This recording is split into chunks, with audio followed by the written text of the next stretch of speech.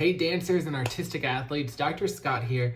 Are you trying to get better jumps? Are you trying to get higher in your jumps, more sharp in your jumps?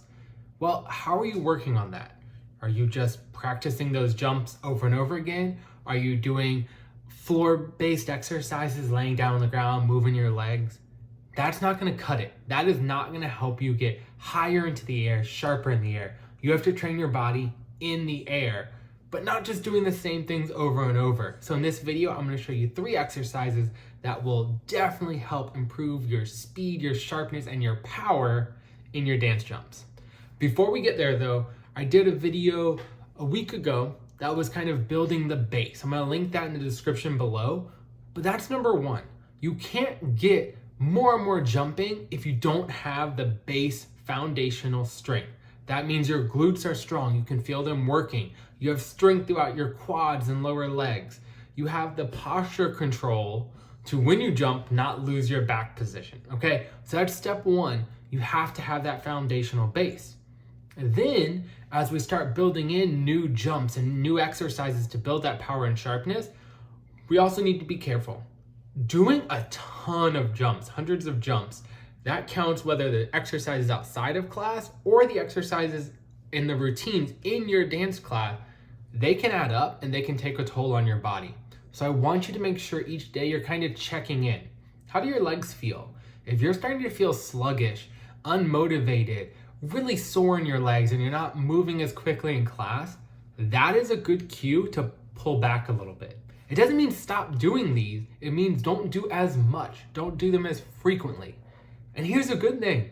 You don't actually have to do 100 jumps to get better. What we want to do is we want to just do a few rounds of very specific exercises with maximum intent. That means you put a lot of effort and strength into it, and you're going to start to recruit what you need, and you don't have to do hundreds every day, okay? But pay attention and make sure you're not setting yourself up for injury by overdoing a good thing, okay? If you need a little bit of help and guidance on this, I'm literally here to help you. I'm a comment away. You can go in the description and shoot me a message.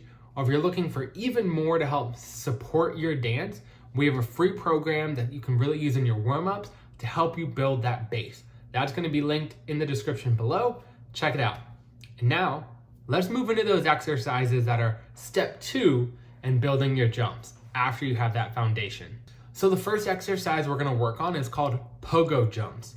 This one is not about height, but it's about quickness. You're going to be bouncing on the ground, really trying to limit how long your feet stay in touch with the ground.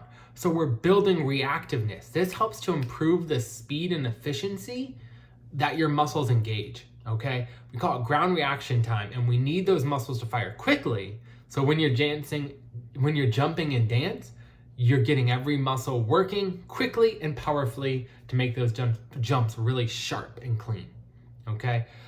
Ideally, this one can be a great warm-up every day, and you can do about 10 to 30 jumps. You can break it up as needed, just trying to get real good reactive speed, not worrying too much on how high you go. Feel free to mix it up by changing directions. Next up, we're bringing a little bit more height and power into it with this one leg jump. This one is more of an exercise. You don't want to do too many of these weighing you down as a warm-up, but you can always do 1 or 2 just to get that power firing, okay? This is a great one on a small step. As you get comfortable with it, you can actually hold some light weights, put a backpack on your back with a couple pounds or a water bottle or 2 in it. Just be careful with the backpack that nothing's going to be bouncing around and hitting you on the back and potentially causing pain or injury there, okay?